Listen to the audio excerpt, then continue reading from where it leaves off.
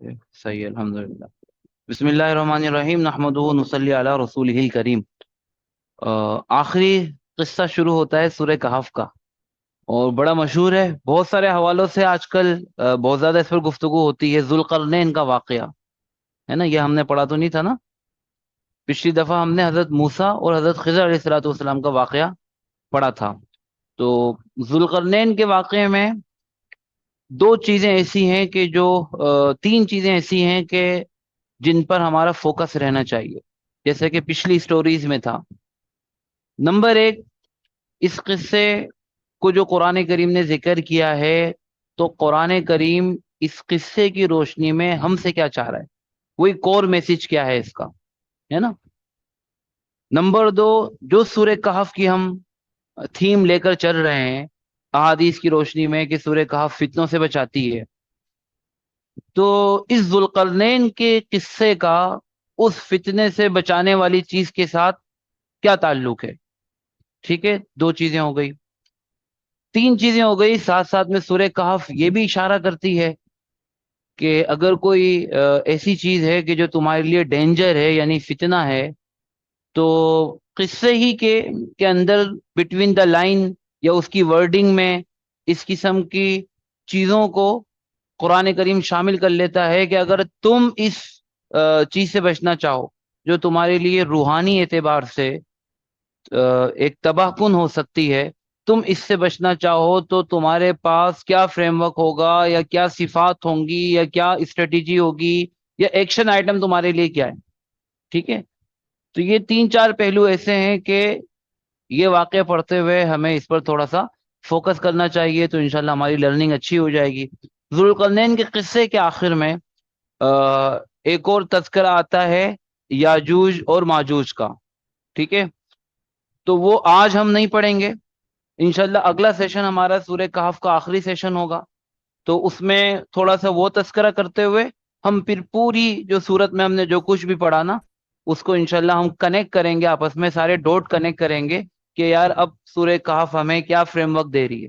ٹھیک ہے انشاءاللہ، تو اس قصے کو انشاءاللہ آئندہ دفعہ پڑھیں گے۔ آج ہم یہاں سے شروع کرتے ہیں کہ آن لائن جا رہا ہوگا، صحیح جا رہا ہے، تو ہم قرآن کریم کی ان آیتوں کا پہلے ذرا ہم ترجمہ دیکھ لیتے ہیں، صحیح ہے۔ وَيَسْأَلُونَكَ عَنْ ذِي الْقَرْنَيْنِ، اس قصہ کا آغاز اس طریقے سے ہوتا ہے کہ یہ لوگ، اے نبی صلی اللہ علیہ وسلم، آپ سے پوچھتے ہیں ذوالقرنین کے بارے میں۔ یہاں میں وہی بات دہراؤں گا کہ تین سوالات پوچھے گئے تھے، پوچھنے والے تھے مکہ والے جو کہ عقیدے کے اعتبار سے مشرک تھے، لیکن انہوں نے یہ سوال پوچھے تھے چونکہ وہ خود اہل کتاب نہیں تھے، اہل علم نہیں تھے، تو یہ کتاب یہ سوالات انہوں نے معلوم کیے تھے یہودیوں سے کہ، اور انہوں نے کہا تھا کہ اگر ان سوالات کے جواب دے دیں آپ کے پاس یہ جو صاحب نبوت کا دعویٰ کر رہے ہیں، تو سمجھنا کہ سچے نبی ہے۔ ٹھیک ہے نا، تو قرآن کریم نے جواب دے دیا جی۔ قرآن کریم نے وہ تین سوال تھے، ایک روح کے بارے میں تھا، ایک اصحاب الکہف کے بارے میں تھا، اور ایک ذوالقرنین کے بارے میں تھا۔ جو روح کے بارے میں تھا سوال، وہ سورہ کہف سے پہلی والی جو سورت ہے اس میں مختصر سمجھا دیا گیا، بقیہ دو سوالوں کے سورہ کہف میں جواب دیے گئے۔ شروع سورت میں اصحاب الکہف کا واقعہ تفصیل سے بتایا، اور آخر صورت میں ذوالقرنین کا واقعہ قدر تفصیل سے بتایا۔ ٹھیک ہے، تو قرآن کریم کے اس حصے کا مطلب یہ ہے کہ یہ لوگ آپ سے ذوالقرنین کے بارے میں پوچھتے ہیں، تو اے نبی کہہ دیجئے قل سأتلو علیکم منہ ذکرا، میں ابھی آپ لوگوں کے سامنے ذوالقرنین کا تذکرہ کرتا ہوں، کچھ ضروری تذکرہ کرتا ہوں۔ اس کے بعد اگلی آیتوں میں آخری حصے تک اللہ رب العزت نے ذوالقرنین کے تین سفر ذکر کیے۔ کتنے سفر؟ تین سفر، اور ہر سفر یہ قوم سے ملتے ہیں۔ آخری سفر میں جس قوم سے ملے تھے وہیں یاجوج ماجوج کا تذکرہ آتا ہے۔ ٹھیک ہے، ذوالقرنین کون تھے، ان کا قرآن کریم اپنی عادت کے مطابق مختصر دلچسپی نہیں ہوتی ہے وہ کس زمانے میں پیش آیا ہے، تو وہ تذکرہ کر رہا ہے اس کی پرسنل بالکل اسپیسیفک ڈیٹیل کیا ہے، قرآن کریم سے کوئی زیادہ دلچسپ نہیں ہوتی، تو قرآن کریم میں کہانیوں کو یوں ذکر کرتا ہے ایک مثال تو ایک شخص ایک ایسا آدمی کے جو ایک متعین ہے کسی زمانے جی کا. مفتی صاحب آپ کی آواز تھوڑی کلیئر نہیں آ رہی ہے آن لائن. چھوٹے جو آواز کلیئر نہیں بہت دور سے آ رہی ہے. میں چلے جاتے ہیں. یہاں تو کوئی ایشو نہیں ہے. جی اب کلیئر ہے، اب کلیئر ہے، کنٹینیو کریں. اچھا اچھا میری طرف سے تو سیٹنگ صحیح ہے. ٹھیک ہے تو قرآن کریم مختصر تعارف کرواتا ہے. اس تعارف میں وہ دو باتیں کرتا ہے. نمبر ایک دو جملے ہیں انا مکننا لہو فی الارض. مکننا اردو میں بھی ہم لفظ بولتے ہیں مکان سے ہے. مکان کسے کہتے ہیں؟ جگہ کو، ہے نا. اور مکننا کا مطلب ہوتا ہے کسی کو جگہ دینا. عربی میں اس کا مطلب ہوتا ہے کسی کو زمین دینا، اقتدار دینا، حکومت دینا. تو قرآن نے کہا کہ ہم نے زمین میں ان کو زبردست قسم کی حکومت اقتدار دی. یعنی بڑے بادشاہ تھے جس کے پاس ایک بڑا زمین کا علاقہ تھا. نمبر دو وَآتَيْنَاهُ مِن كُلِّ شَيْءٍ سَبَبًا.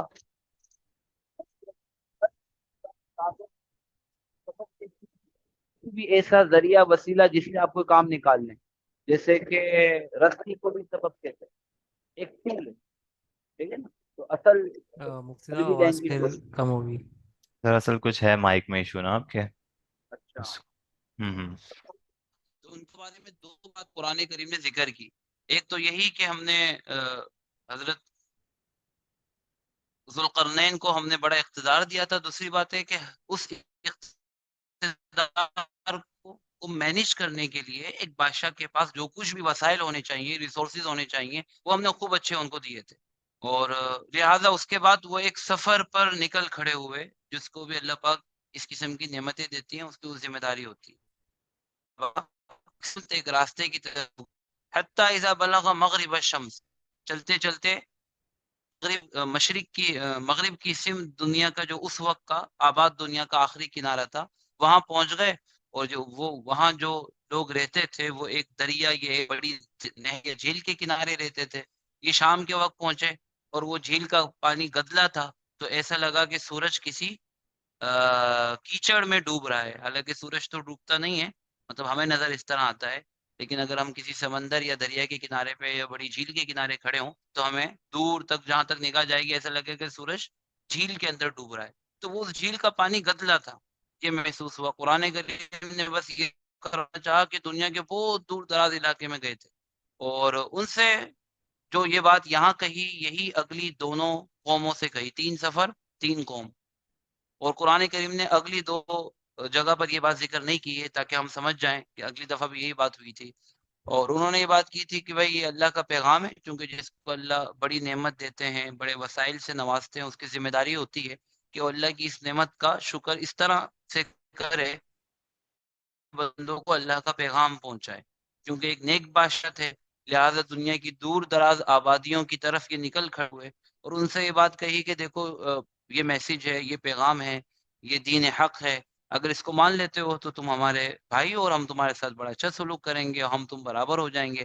اور اگر تم اس کی راہ میں رکاوٹ بنتے ہو تو میرے ذمے تو ہے کہ میں جتنا زیادہ سے زیادہ انسانوں کو یہ پیغام پہنچا دوں. تو پھر ظاہر بات ہے کہ پھر اس معاملے میں اگر تم رکاوٹ بنتے ہو تو پھر ہمارا تمہارا مقابلہ ہوگا. یہ میسج انہوں نے اس قوم کو دیا، اگلی قوم کو بھی دیا، اس سے اگلی قوم کو بھی دیا. اسی مقصد کے لیے دنیا میں نکلے تھے. یہ کوئی جرنی کوئی اسپریچول جرنی نہیں تھی جو ایکسپلور کرنے کے لیے دنیا کو نکلے تھے. یہ اللہ کے حکم سے اللہ کے بندوں تک اللہ کا پیغام پہنچانے کے لیے یہ دنیا کا سفر تھا. ٹھیک ہے.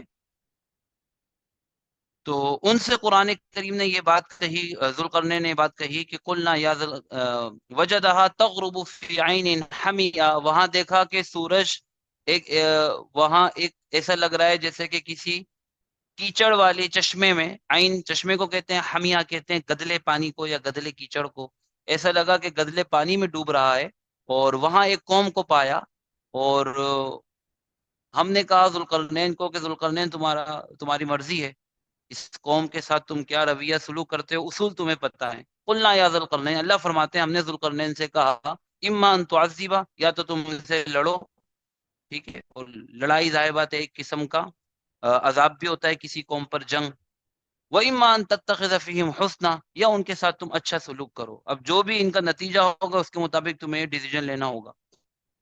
تو انہوں نے فرمایا اللہ تو نے مجھے اصول سمجھایا ہوا ہے کہ اما من ظلم، جو ان میں سے ظلم کو اختیار کرتا ہے، فَسَوْفَ نُعَذِّبُهُ، ہم تو اس سے لڑیں گے اور جنگ کریں گے. اور یہ تو دنیاوی عذاب ہوگا، لیکن اصل جو عذاب ہوگا کہ اگر اسی کفر و شرک کے ساتھ وہ تیرے پاس آ گئے تو یرد الی ربہ، پھر ان کو لوٹایا جائے گا ان کے رب کی طرف، فیعذبہ عذاب نکرا، اور وہ ان کو عذاب دے گا بڑا ہی سخت عذاب، جو کہ آخرت کا عذاب ہوتا ہے. دنیا کا عذاب یا دنیا کی تکلیف تو اس کے مقابلے میں کچھ بھی نہیں ہے. لیکن وَأَمَّا مَنْ آمَنَ وَعَمِلَ صَالِحًا، جس نے آپ کے اس توحید کے پیغام کو اللہ قبول کیا اور ایک اس کے تقاضوں کے مطابق نیک زندگی شروع کر دی، فلہ جزاء الحسنى، دنیا و آخرت دونوں جگہ پہ اس کے لیے بہترین بدلہ ہے. اور آپ حکم یہ ہے کہ لہٰذا ہم بھی سنقول لہ، ہم ان سے وہی رویہ سلوک بات کریں گے، من امرنا، ہمارے ان کے تعلقات میں، یسرا، جو بڑی آسانی والا ہو. ٹھیک ہے، یہ ایک میسج لے کر وہ پوری دنیا میں گئے تھے، جہاں تک آخری کنارے تک جانا ان کے لیے ممکن تھا. اور اتنا لمبا طویل اور اس زمانے میں انتہائی مشقت والا سفر انہوں نے کیوں کیا تھا؟ چونکہ یہ ان کی ذمہ داری بنتی تھی.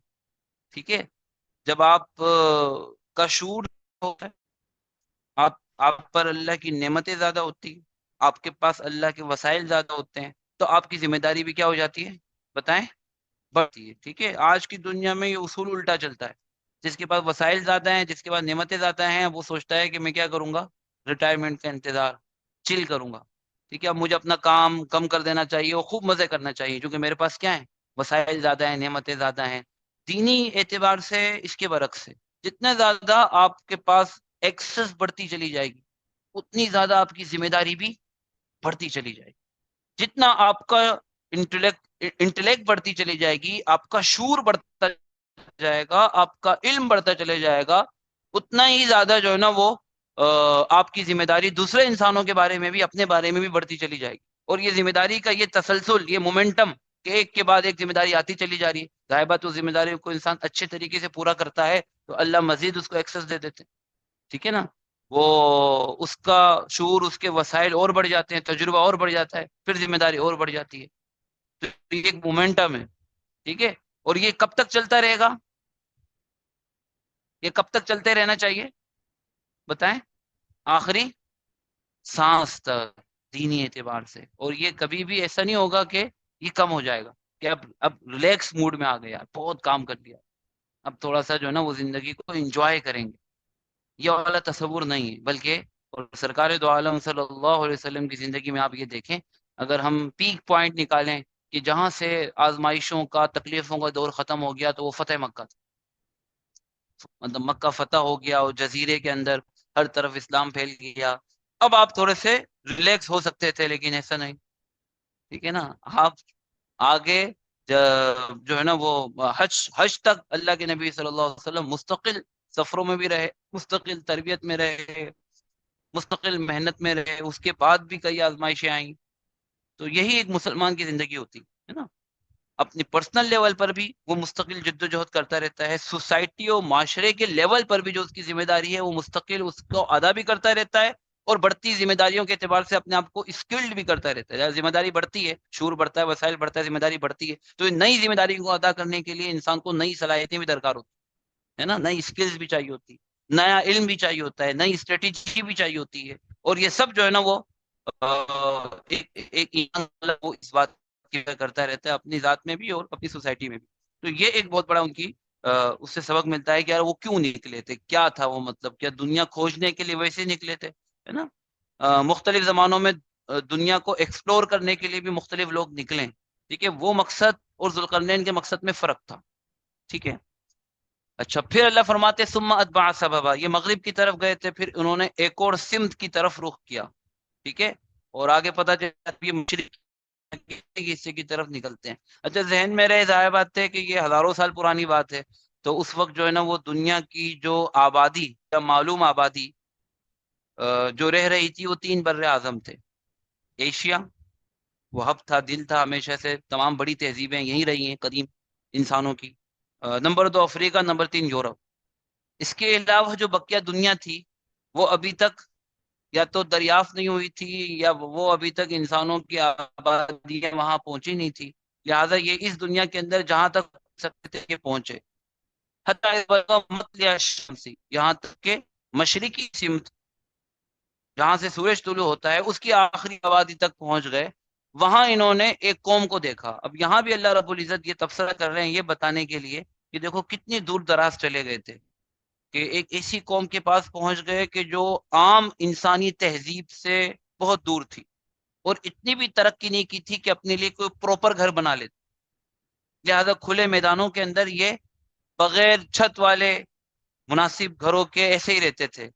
ایسی قوم کو دیکھا، تتلو علی قوم لم نجعل لهم من دونها سترا، کہ جن کے پاس سورج سے بچنے کے لیے کوئی آڑ اور رکاوٹ ہی نہیں تھی۔ اس سے مراد کپڑے نہیں ہے، اس سے مراد کیا ہے؟ گھر ہے۔ کذالک، ان کے ساتھ بھی وہی بات ہوئی جو پچھلی قوم کے ساتھ ہوئی تھی، وہی کنورزیشن ہوئی، وہ بات چیت ہوئی۔ اور اللہ اب یہ کیسے بیان کر رہے ہیں؟ قد احطنا بما لدیہ خبرا، ذوالقرنین کے بارے میں جو بھی کچھ ہوا ہمیں اچھی طرح معلوم نا، کیونکہ وہ ظاہر بات ہے اللہ رب العزت کا علم ہے۔ ثم اتبع سببا، اس کے بعد پھر اگلے سفر پر چل کھڑے ہوئے، یہ بھی بظاہر مشرق میں اور آگے جا کر تھا۔ حتی اذا بلغ بین السدین، یہاں تک کہ دو پہاڑوں کے کناروں کے درمیان پہنچے، یعنی اب یہ ایک پہاڑی علاقوں کی طرف ان کا سفر تھا، جو دور دور تک پہاڑی سلسلے ہوتے ہیں، تو اس میں آگے چلتے چلتے ایک ایسی جگہ پہ پہنچے، ایک بڑی وادی یا ایک بڑا علاقہ یا ایک بڑا گاؤں یا بڑی بستی کہ جو دو پہاڑی سلسلوں کے درمیان تھی۔ سد کہتے ہیں کنارے کو، پہاڑ کے کنارے کو۔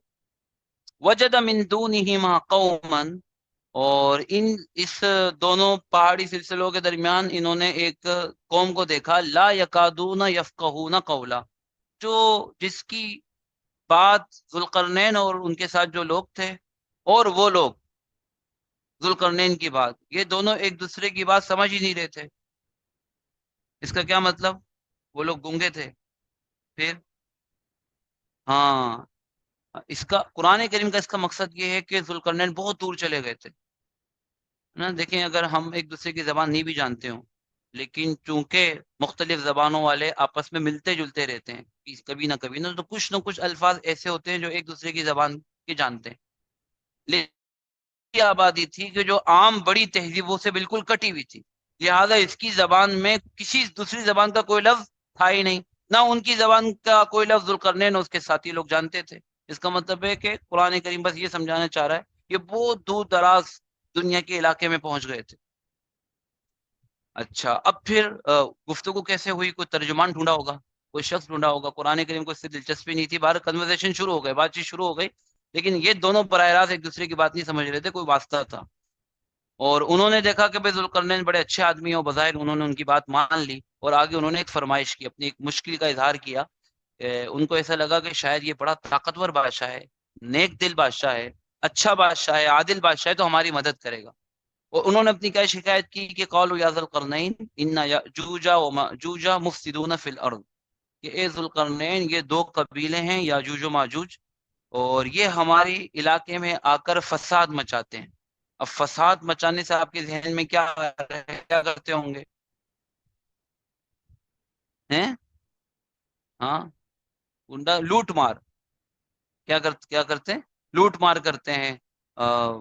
پہلے زمانے میں عام طور پہ جو ہے نا وہ اس قسم کی جو لوٹ مار ہوتی تھی اناج کے لیے ہوتی تھی، غلے اور اناج کے لیے ہوتی تھی، ٹھیک ہے؟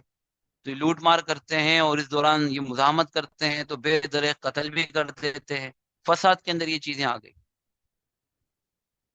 تو فہل نجعل لک خرجا، تو ہم آپ کو کوئی اجرت دے دیں، کوئی معاوضہ دے دیں کہ جس کی بنیاد پر اعلی ان تجعل بیننا وبینہم سدا۔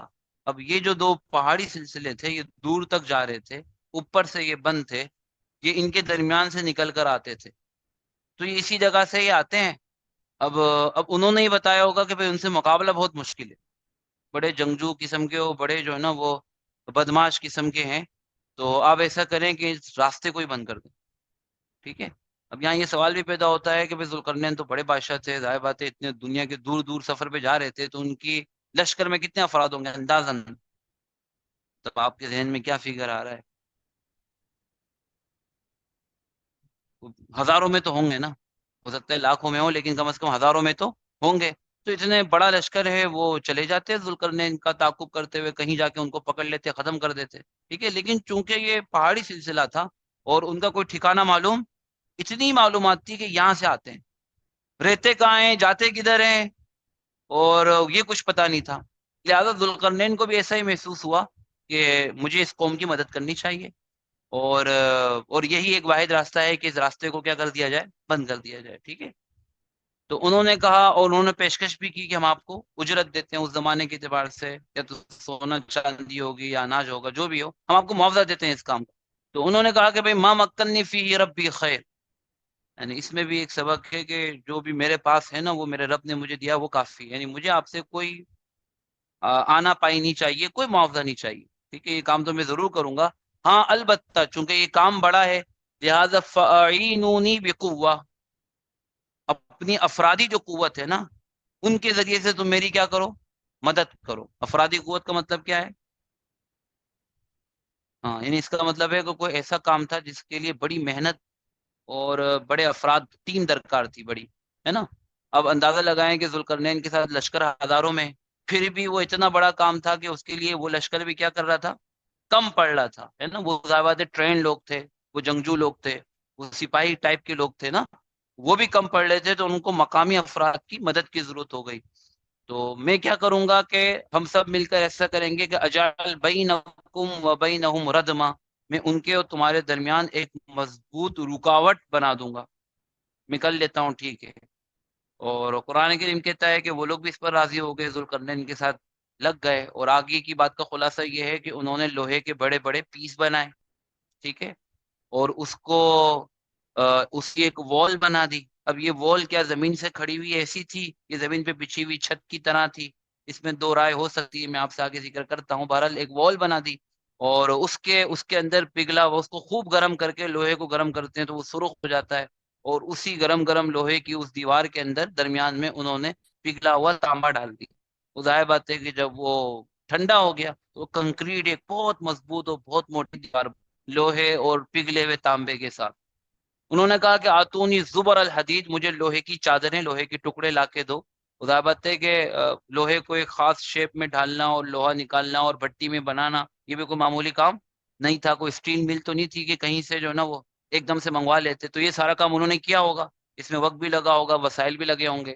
حتی اذا ساوا بین الصدفین، انہوں نے وہ رکاوٹ بنائی، دیوار یا چھت جو بھی بنائی، اور یہاں تک کہ وہ پہاڑ کے دونوں کناروں کو انہوں نے لیول کر دیا.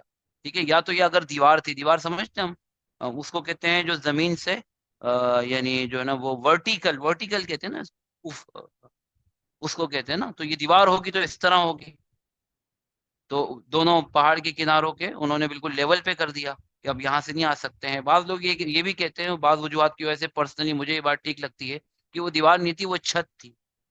کیا تھی؟ ہاں، وہ چھت تھی.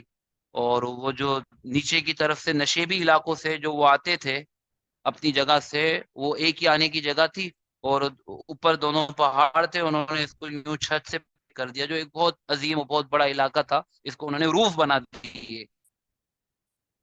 بہرحال قرآن کریم میں اس کی بھی گنجائش ہے.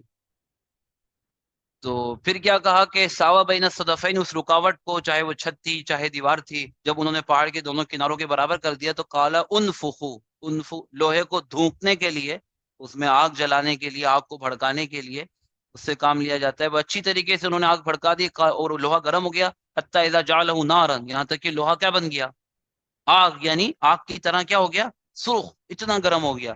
تو کہا آتونی افرغ علیہ قطرہ، اب موقع آ گیا ہے، اب اس پر میں انڈیل دیتا ہوں. قطرہ کہتے ہیں پگھلا ہوا تانبا. ٹھیک ہے، وہ گرم ہوتے ہوئے لوہے کی دیوار یا لوہے کی چھت کے درمیان کیا آ گیا، تانبا آ گیا. اب انہوں نے آگے پیشن گوئی کی کہ فمستطاعوا ان یظہروہ، اب یہ اتنی بلند ہو گئی ہے، یہ چھت نیچے سے اتنی بلند ہے، یا یہ دیوار اتنی بلند ہے کہ اب یہ یاجوج ماجوج اس پر چڑھ نہیں سکتے. ٹھیک ہے، وَمَسْتَطَاعُوا لَهُ نَقْبًا، وہ مضبوط اتنی ہے کہ اس میں نقب نہیں لگا سکتے، یعنی سوراخ نہیں کر سکتے. ٹھیک ہے، لیکن ساتھ میں انہوں نے یہ بھی کہا کہ بھائی یہ ایک انسانی تعمیر ہے، تو یہ اس وقت تک مضبوط رہے گی جب تک اللہ چاہیں گے. حتی قالها، اور پھر آخر میں کہا قال ھذا رحمت من ربی. میں نے جیسے کہ عرض کر رہا ہوں کہ ہزاروں لوگوں کے ساتھ اللہ ہی جانتا ہے کتنے مہینوں میں یہ کام ہوا ہوگا، تو معمولی سا کوئی کام نہیں تھا. ایک بہت عظیم الشان بڑا منصوبہ تھا. آپ یوں سمجھ لیں گے جیسے کہ بڑے ڈیم بنتے ہیں جو سالوں میں بنتے ہیں، ہے نا. ایک بڑا عظیم الشان منصوبہ تھا اس وقت کی انسانی تاریخ کے اعتبار سے. اور یہ پورا کرنے کے بعد انہوں نے جو ہے نا، یہ ایک ہمیں رویہ نظر آتا ہے، انہوں نے یہ نہیں کہا کہ یار ہم نے کر دکھایا، ہے نا. انہوں نے یہ نہیں کہا کہ ہم نے کر دکھایا یا میں نے کر لیا. ٹھیک ہے نا. اچیومنٹ کے بعد جو انسان کو اپنی طرف انسان نسبت کرتا ہے، ایک خوشی محسوس کرتا ہے، اس کے بجائے انہوں نے کہا کہ بھائی یہ جو کچھ بھی کیا یہ میرا فضل و کمال نہیں ہے، ھذا رحمت من ربی، یہ کیا ہے؟ میرے رب کی رحمت ہے خاص. یہ جو اللہ کا فضل و کمال ہے، اسی نے کروا دیا یہ کام، اسی نے توفیق دی کہ میں نے کر دیا، ورنہ میرے بس کی بات نہیں تھی. اور فَإِذَا، لیکن یہ ہمیشہ نہیں رہے گا، فَإِذَا جَاءَ وَعْدُ رَبِّي، جب میرے رب کا کیا آئے گا؟ وعدہ آئے گا. اور اس سے مراد کیا ہے؟ قیامت. یعنی جب قیامت قریب آئے گی، کیا آئے گی قیامت؟ جعلہ دکا، یہ رکاوٹ برابر ہو جائے گی، یعنی ٹوٹ جائے گی. اور وکان وعد ربی حقا، وہ قیامت کا جو میرے رب کا وعدہ ہے وہ بالکل سچا ہے. یہاں ذوالقرنین کی بات ختم ہو گئی. قرآن کریم اس پر آگے یہ تبصرہ کرتا ہے کہ جب یہ قیامت آئے گی، یہ دیوار ٹوٹے گی، تو ہم چھوڑ دیں گے ان کو، یعنی یاجوج ماجوج کو، اور یہ اتنی تعداد میں ہوں گے کہ انسانی آبادیوں کی طرف اس طرح بڑھیں گے جیسا کہ موج در موج ہوتی. قرآن نے لفظ استعمال کیا اس کا، کیا لفظ استعمال کیا؟ موج. اچھا، موج کسے کہتے ہیں؟ ٹھیک ہے، وہ ایک ویوز ہوتی ہے، اور ہر موج پچھلی موج مطلب ایک تسلسل ہوتا ہے. ٹھیک ہے، ایک تسلسل ہوتا ہے. اور ہر آنے والی موج ایسا لگتی ہے کہ جو پیچھے والی جو موج یا جو لہریں تھی ان کے مقابلے میں یہ بڑی ہے نا. اور ہم ساحل کنارے اگر کھڑے ہو جائیں تو ہم کبھی بھی تصور نہیں کر سکتے کہ کبھی یہ موجوں کا سلسلہ ختم ہوگا، ہے نا. کوئی بھی انسان ساحل کے کنارے پر یہ تصور نہیں کر سکتا. قرآن ایک منظر بیان کر رہا ہے کہ اتنی بڑی تعداد میں انسانی آبادیوں کی طرف وہ آئیں گے جیسا کہ موج در موج جو ہے نا وہ انسانی آبادی کی طرف چڑھائے جائیں گے. اچھا، جو ہمارے پاس احادیث ہیں، بہت ساری احادیث ہیں، صحیح احادیث بھی ہیں، ان میں قرآن یاجوج ماجوج کا تذکرہ اسی طرح ہوتا ہے. اس پر انشاءاللہ ہم اگلے سیشن میں بات کریں گے. اور ان کی جو سب سے بڑا، یعنی ان کو جو خطرناک بنانے والی جو سب سے بڑی چیز ہوگی وہ یہی ان کی تعداد ہوگی. بلکہ ان کے پاس اور کوئی ٹیکنالوجی یا اور کوئی بہت بڑی کوئی ان کے پاس ہتھیار اس قسم کی چیزیں نہیں ہوں گی. ان کی جو سب سے بڑی طاقت ہوگی وہ یہی ہوگی کہ وہ تعداد میں کیا ہوں گے؟ بہت زیادہ ہوں گے، بہت زیادہ. یہاں ایک دفعہ تذکرہ ہے سورہ انبیاء کی ایک آیت میں، ایک اور دفعہ یاجوج ماجوج کا تذکرہ ہے. بس یہ دو آیتیں ہیں قرآن کریم میں. اس میں یہ ہے کہ حتی اذا فتحت یاجوج و ماجوج، جب یاجوج ماجوج کو کھول دیا جائے گا، اس کا مطلب ہے کہ وہ ابھی تک کسی رکاوٹ کے اندر ہیں. حتی اذا فتحت یاجوج و ماجوج وهم من كل حدب ينسلون، تو اس وقت منظر یہ ہوگا کہ ہر اونچی جگہ سے بہت تیزی سے گویا کہ یہ پھسلتے ہوئے آ رہے ہوں گے. کہاں آ رہے ہوں گے؟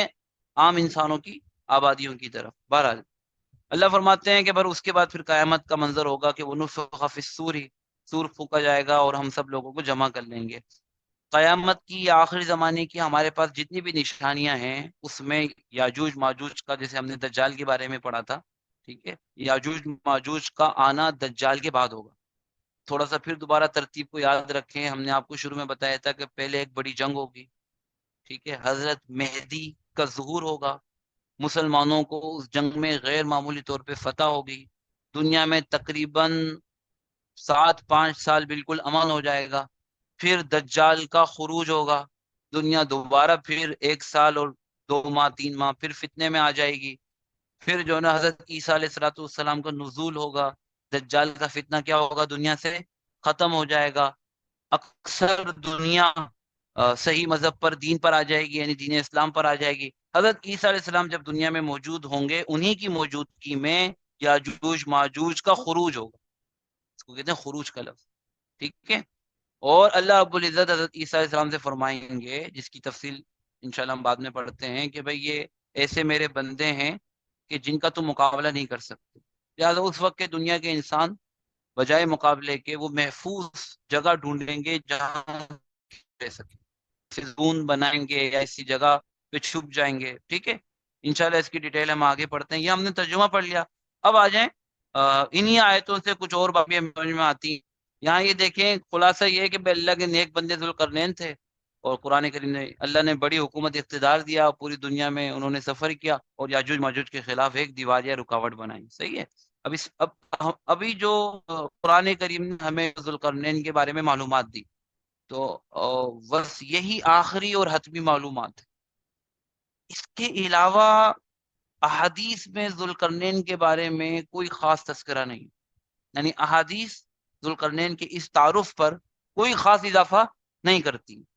ٹھیک ہے، لہٰذا اب ایک دفعہ پھر دوبارہ سے جلدی سے ریویو کر لیں کہ قرآن کریم نے سوال کیا تھا، اللہ نے ان کا تعارف کروایا کہ زمین میں حکومت دی تھی اور بڑا ان کو وسائل سے نوازا تھا. لہٰذا جب اللہ رب العزت کسی شخص کو کوئی نعمت دیتے ہیں تو اس کی ذمہ داری بنتی ہے.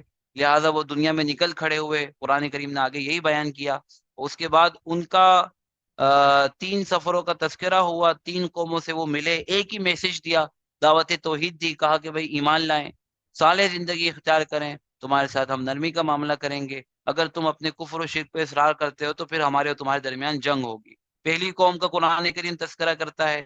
اب یہ دیکھ، یہ ریئل تصویر نہیں ہے، یہ اے آئی سے بنی ہوئی ہے، لیکن اگر کوئی اس قسم کا گدلا سا دریا یا سمندر ہوگا تو سورج جب غروب ہو رہا ہوگا آپ دیکھیں گے تو ایسا ہی لگے گا جیسے کہ کیچڑ میں یا گدلے پانی میں سورج غروب ہو رہا ہے. اہتمام، اور بار بار اس میں سے کہہ رہا ہوں کہ اس آیت کا مقصد صرف اتنا ہی ہے. ٹھیک ہے، اور کوئی مقصد نہیں ہے. اچھا،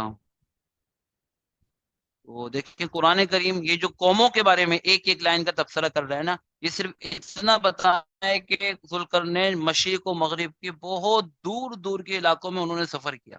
ٹھیک ہے، جو رہنے سہنے کے انداز، تمدن، ترقی کے اعتبار سے مختلف آبادیاں تھیں اور مختلف علاقے تھے، کچھ دریائی تھے، کچھ میدانی تھے، کچھ سمندری تھے، کچھ پہاڑی تھے. بس قرآن کریم یہ بتانا چاہتا ہے. دوسری قوم تھی جو کھلے میدانوں کے اندر رہتی تھی. تیسری قوم تھی جو پہاڑوں میں رہتی تھی، انہوں نے ذوالقرنین کی اطاعت اختیار کی، ساتھ میں ایک درخواست بھی کی. یہ تھوڑا سا دیکھیں، ایک تصور یہ ہے کہ اس قسم کا کوئی بڑا ایریا ہوگا جس سے شاید یاجوج ماجوج برآمد ہوتے ہوں گے. آپ تھوڑا سا اس کو سمجھ رہے ہیں یہ تصویر کو؟ ٹھیک ہے، 2 پہاڑی سلسلوں کے درمیان سے کوئی راستہ ہوگا، واللہ عالم. اچھا جی، یہ بات ہو گئی. اور یہ بھی ایک تصوراتی ایک تصویر ہے کہ شاید 2 پہاڑوں کے درمیان انہوں نے کوئی دیوار یا چھت یا رکاوٹ قائم کی تھی، جس سے ہم ویسے ہی بس اندازہ لگا سکتے ہیں کہ کوئی معمولی سا کارنامہ نہیں تھا، یہ بہت بڑی ایک کوئی بھی تعمیر تھی، چاہے جس صورت میں بھی ہو. ٹھیک ہے، اور یہ وہی بات تھی جو ہم نے پڑھ لی. اتنی بڑی شاندار منصوبہ پورا کرنے کے بعد ذوالقرنین کوئی فخر نہیں کرتے، یہ جو سیکھنے کی چیز ہے، بلکہ اللہ رب العزت کا کیا کرتے ہیں؟ شکر کرتے ہیں. اور یہ کہتے ہیں کہ یہ اللہ کی توفیق اور رحمت تھی، اور ساتھ میں یہ بھی بتاتے ہیں کہ یہ رکاوٹ ایک دن ختم ہو جائے گی. اچھا، اس قصے سے ایک مقصد تو ان لوگوں کو جواب دینا تھا جنہوں نے یہ سوال کیا تھا، وہ جواب تو ہو گیا. ساتھ میں یہ کور میسج یہ تھا کہ اللہ کے نیک بندوں کو جب اللہ کوئی یعنی ایسا ہونا چاہیے کہ اللہ اپنے بندوں میں سے جس کو نعمتیں دیں، وسائل دے، اختیار دے، طاقت دے، قوت دے. ٹھیک ہے، اور کسی نہ کسی لیول پر ہر انسان کے پاس کسی نہ کسی لیول پر اختیار ہوتا ہے، وسائل ہوتے ہیں نا. لیول میں فرق ہوتا ہے لیکن ہر انسان کے پاس کچھ نہ کچھ اس کا ایک سرکل ہوتا ہے، اختیار، طاقت، قوت، وسائل کا. تو تو کرنا یہ چاہیے کہ پھر ان وسائل، اس اقتدار، اس حکومت کو اللہ کی فرما برداری اور اللہ کے احکام کے مطابق زندگی گزارنے میں خرچ کرنا چاہیے، اور ایسا ہی ذوالقرنین نے کیا. لہٰذا ایک پوزیٹیو مثال ہے ایک ایسے انسان کی جس کو اللہ نے بہت طاقت، بہت بڑی حکومت، اقتدار، فوج، لشکر سب کچھ دیا تھا، وسائل سے مالا مال کیا تھا، لیکن پھر بھی وہ اللہ کا سچا بندہ بنا تھا، اور وہ دنیا میں پھر کر اللہ کا پیغام پہنچا رہا تھا، اور مخلوق خدا کی کیا کر رہا تھا؟ خدمت کر رہا تھا، ان کو ایسی قوموں سے بچا رہا تھا کہ جو ان کو پریشان کرتی. یہ بات ہو گئی اس کا کور میسج. سورہ کہف میں جو دجال کی فتنوں کی بات ہے، اس سے یہ کنیکٹ کیسے ہوتا ہے؟ اس سے کنیکٹ ہوتا ہے کہ اللہ رب العزت آخری زمانے میں ایک شخص کو ایسی حکومت، اقتدار، وسائل، نعمتیں دیں گے کہ جو آج تک کسی انسان کو نہیں دی ہوگی. اور وہ شخص کون ہوگا؟ دجال. وہ شخص کون ہوگا؟ ذوالقرنین کے برخلاف وہ اس اقتدار، حکومت، طاقت کو وہ بجائے اللہ کے پیغام پہنچانے کے لیے یا ایک نیک اور عزت والی زندگی گزارنے میں خرچ کرنے کے بجائے وہ اس حکومت اقتدار سے دھوکے میں آ کر اللہ کے مقابلے میں کھڑے ہو جائے گا اور کیا دعویٰ کرے گا کہ میں گاؤں. ٹھیک ہے. اور بہت سارے لوگ متاثر ہو کر اس کی اسی طاقت، پاور، قوت، وسائل، صلاحیتوں سے اس کی اطاعت اختیار کر لیں. تو دجال کے فتنے سے یہاں یہ کنیکٹ ہو جاتا ہے کہ حکومت، اقتدار، اختیار چاہے جس لیول کا بھی ہو، یہ بھی ایک آزمائش ہے. کچھ لوگ اس آزمائش میں بہت کامیاب ہو جاتے ہیں اور کچھ لوگ اس آزمائش میں بری طریقے سے ناکام ہو جاتے ہیں. میرا اور آپ کا کرنے کا کام یہ ہے کہ ہم یہ دیکھیں اللہ نے ہمیں جو نعمتیں دی ہیں، جو ہمیں وسائل دیے ہیں، ٹھیک ہے، جس حد تک اللہ پاک نے ہمیں یہ اختیار دیا ہے دوسروں پر ہم جس حد تک اثر انداز ہو سکتے ہیں، ہم انفلوئنس کر سکتے ہیں، جس حد تک، جس لیول پر ڈیسیجن میکنگ ہمارے پاس آتی ہے، کیا اس سرکل کے اندر، اس دائرے اختیار کے اندر کہیں ہم اللہ کی دی ہوئی وسائل و نعمتوں کا غلط استعمال تو نہیں کر رہے؟ اور ان سب کا رخ کس طرف ہے؟ یعنی جو بھی اللہ نے نعمتیں دی ہیں، ان کا رخ کس طرف ہے؟ کیا اس طرف ہے کہ ہم مزید زیادہ سے زیادہ ان نعمتوں کو جمع کرنے کی کوشش کر رہے ہیں، بس کیا یہی ہے؟ یا اس کے ساتھ یہ بھی ہے کہ ہم ان کے بہترین استعمال پر توجہ دے رہے ہیں، ٹھیک ہے، جس سے یہ ہمارے اور سب کے لیے، یہ جو کچھ بھی اللہ نے ہمیں نعمتیں دی ہیں، سب کے لیے، دنیا و آخرت کے لیے فائدہ مند. ٹھیک ہے. میرے اور آپ کے سوچنے کا کام یہ ایک میسج اس میں ہے. اب اہم ترین بات، یہ چند سوالات قرآن کریم نے اتنی تفصیل ذکر کی. اب یہ سوال کہ ذوالقرنین بادشاہ حقیقت میں کون تھا؟ ٹھیک ہے. کس زمانے کی بات ہے؟ مشرق مغرب میں جن جن جگہوں پہ وہ گیا، وہ خاص طور پہ 3 جگہ، وہ جگہیں کون سی تھی، وہ قومیں کون سی تھی، اور ان کی لوکیشن کیا تھی اور ڈیٹیل کیا تھی. پھر ذوالقرنین نے جو دیوار تعمیر کی یا کوئی رکاوٹ تعمیر کی، وہ یاجوج ماجوج کے خلاف، وہ کہاں تعمیر کی؟ یاجوج ماجوج حقیقت میں کون لوگ تھے، کہاں بستے تھے، ٹھیک ہے، اور اب کہاں ہیں؟ ان تمام سوالات کے بارے میں قرآن کریم کیا ہے جی؟ بولیں. خاموش ہے. کیا ہے؟ احادیث واضح طور پر اس کے بارے میں خاموش ہے. ان میں سے کسی چیز کے بارے میں بھی اگر کوئی بھی کچھ بھی کہتا ہے تو یہ محض رائے ہے. محض کیا ہے؟ رائے. سمجھتے نا؟ یعنی اس کی ایک رائے ہے، اس کی ریسرچ ہو سکتی ہے، اگر وہ اصولوں کے اندر ہوگی تو وہ اس کو ایک رائے کی حیثیت میں دیکھا جائے گا. ٹھیک ہے. اس کے علاوہ کوئی بات بھی حتمی، یقینی ہرگز نہیں. ٹھیک ہے. لہذا ذوالقرنین کے بارے میں بہت عرصے تک مطلب خود اسلامی لوگ، مفسرین سمجھتے رہے یا یہ وہ تھا کیا کہتے ہیں، ایک رومی بادشاہ مشہور گزرا ہے، کیا ہے، نہیں نہیں نہیں نہیں نہیں، نام ذہن سے میرے نکل گیا ہے. سکندر کہتے ہیں اس کو اردو میں، الیگزینڈر دا گریٹ. بہت عرصے تک اب چونکہ اس کے بارے میں جو معلومات تھی نا وہ یہی تھی کہ وہ بڑی دنیا میں، لیکن بعد میں آنے والوں نے بولا بھائی وہ تو ہو ہی نہیں سکتا ہے، وہ ایک نمبر کا بت پرست، انتہائی ظالم اور شرابی کبابی انسان تھا. اس کی چونکہ وہ رومن ہسٹری ہے تو اس کی ساری معلومات بعد میں مسلمانوں تک پہنچی. اور مسلمان، اللہ جس بادشاہ کا تذکرہ کر رہے ہیں وہ تو ایمان والا تھا، جو کسی پر ظلم، وہ تو اپنے سگے باپ سے لے کر سارے بھائیوں، سارے کزن کا قاتل تھا. ٹھیک ہے. اور اس کے علاوہ بھی جو اس کے واقعات ہیں، لہذا وہ تو ہرگز نہیں ہو سکتا ہے. پھر اس کے بعد پھر کون ہو سکتا ہے؟ لوگوں نے سوچا اپنے اعتبار سے تو ایران کے اندر ایک بڑا مشہور بادشاہ گزرا ہے تقریباً 2500-3000 سال پہلے، اور اس کا نام سائرس تھا. سائرس. اور اس کو ہندوستانی اور ایرانی اس کو خسرو کہتے ہیں، کہ خسرو، لیکن اس کو گورے اس کو سائرس کہتے ہیں. تو بہت سارے لوگوں کا یہ گمان ہوا کہ شاید یہ تھا بادشاہ، چونکہ وہ ایران اور عراق وغیرہ سے نکل کر یورپ کی طرف بھی کچھ علاقوں تک پہنچ گیا تھا، اور یہاں ہمارے افغانستان تک بھی کچھ علاقوں تک پہنچ گیا تھا. وہ بھی اپنے دور کا ایک بہت بڑا، دنیا کے بڑے حصے پر اس کی حکومت تھی. لیکن یہ بھی ایک رائے، یہ بھی کیا ہے؟ ایک رائے ہے، اس سے بڑھ کر اور کچھ بھی نہیں ہے. اچھا، پھر یہ 3 قومیں کہاں کہاں تھی؟ لوگوں نے ان کی لوکیشن بتائی ہے، جگہ بتائی ہے. پھر یہ دیوار کہاں ہے، اس پر بھی لوگوں نے بتایا. پھر یہ یاجوج ماجوج کی قوم کون سی ہے پتہ نہیں، بہت سارے لوگ ابھی تک چائنا کو ہی سمجھتے ہیں. ٹھیک ہے، دیواریں چین کے ساتھ بھی ہے، تعداد بھی زیادہ ہے، ہر چیز کھا جاتے ہیں وغیرہ، وہ بہت ساری چیزیں نا. لیکن حقیقی بات ہے جو قرآن کریم نے واضح طور پہ بتایا یہ ہے کہ واضح پہ قرآن کہہ رہا ہے کہ جب دیوار ٹوٹے گی تو پوری عیسیٰ علیہ السلام کے زمانے میں نہ حضرت عیسیٰ بھی آئے ہیں نہ یاجوج ماجوج دنیا میں پھیلے ہیں، لہٰذا اس کے علاوہ جو بھی بات ہے وہ بس ایک رائے تک ہو سکتی ہے، اس سے بڑھ کر کچھ بھی نہیں. ہمارے زمانے میں، ہمارے پاس وقت کتنا ہے 10 منٹ. ہمارے زمانے میں اب چونکہ یہ ساری باتیں جو ہے نا وہ بڑی پرانی سی لگتی ہیں، ٹھیک ہے، اور اس کے اندر اتنا زیادہ مزہ نہیں آتا.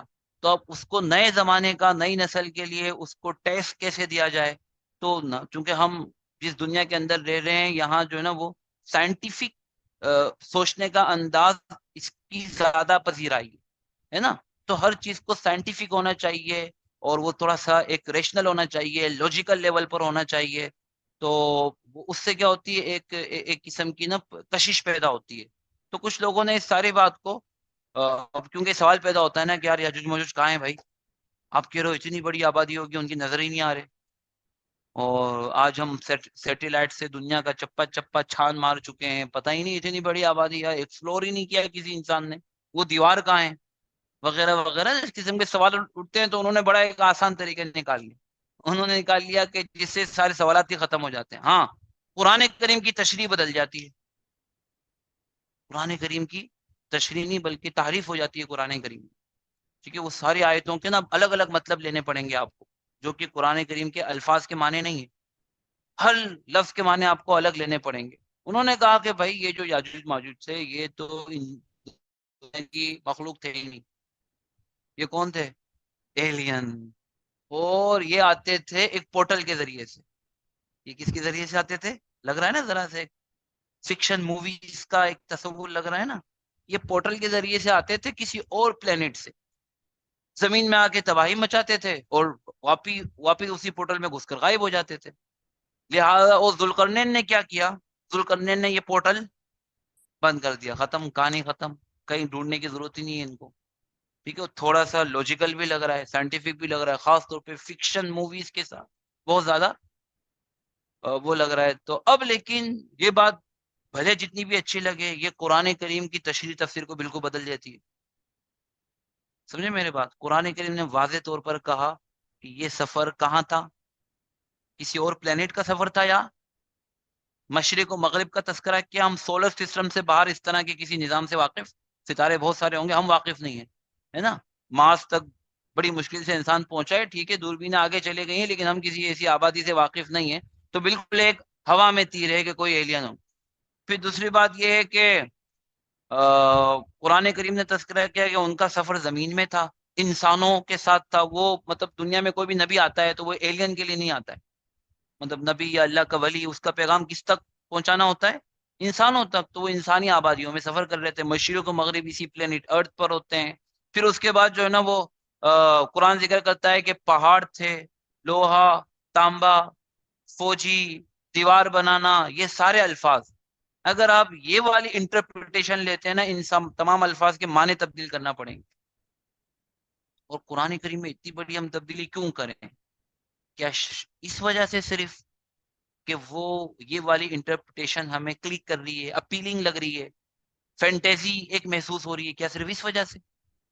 اسی کو کہتے ہیں تعریف. کیا کہتے ہیں؟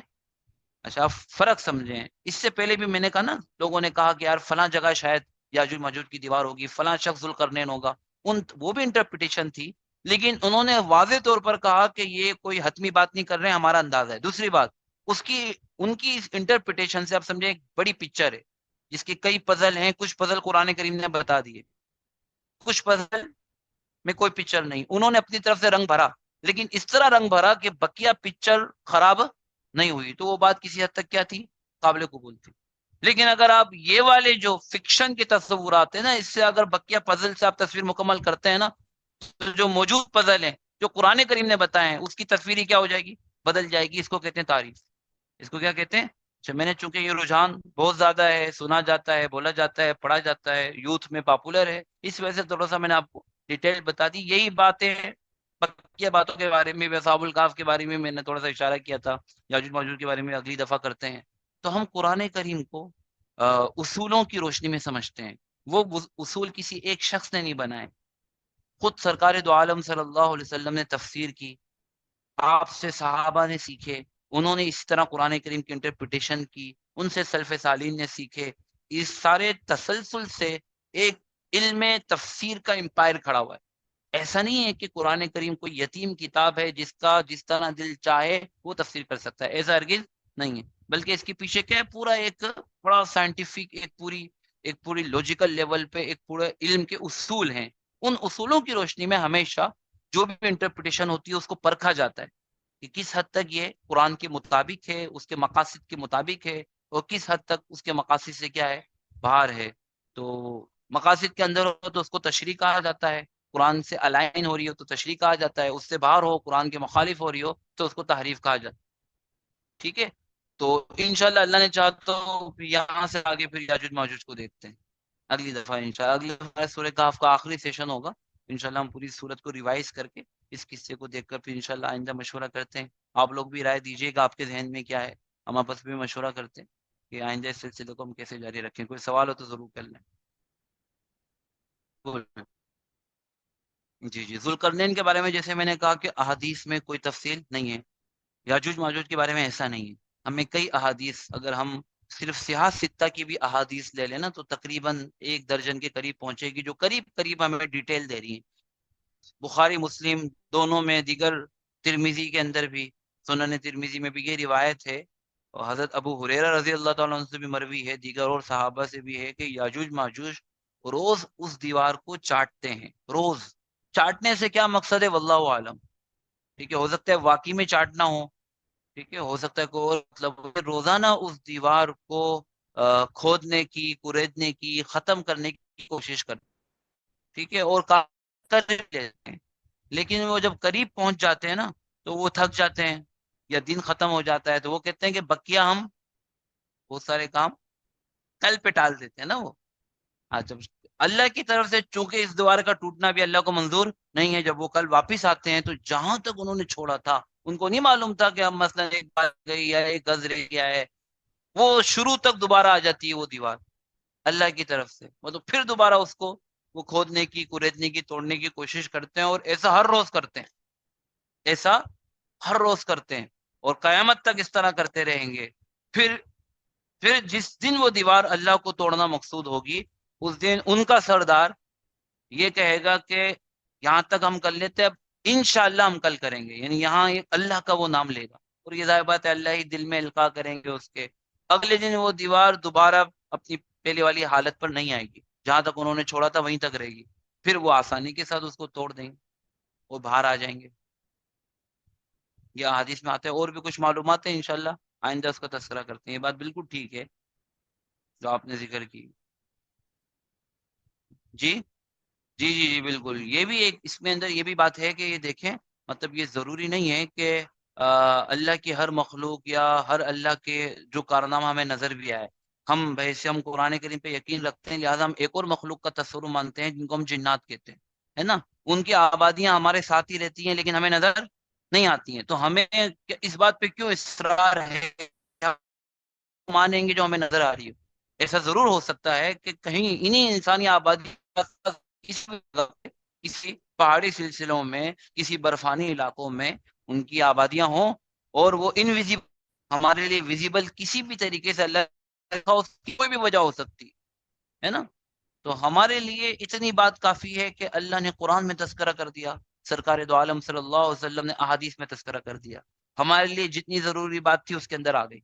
اب ہم چاہے ہمیں وہ ملے نہ ملے، ان کا کوئی سراغ نظر آئے نہ آئے، فزیکل اس کو دیکھ سکے نہ دیکھ سکیں، سائنٹیفکلی اس کو پروف کر سکے نہ کر سکیں، ہم اس پر یقین رکھتے ہیں، ایمان رکھتے ہیں.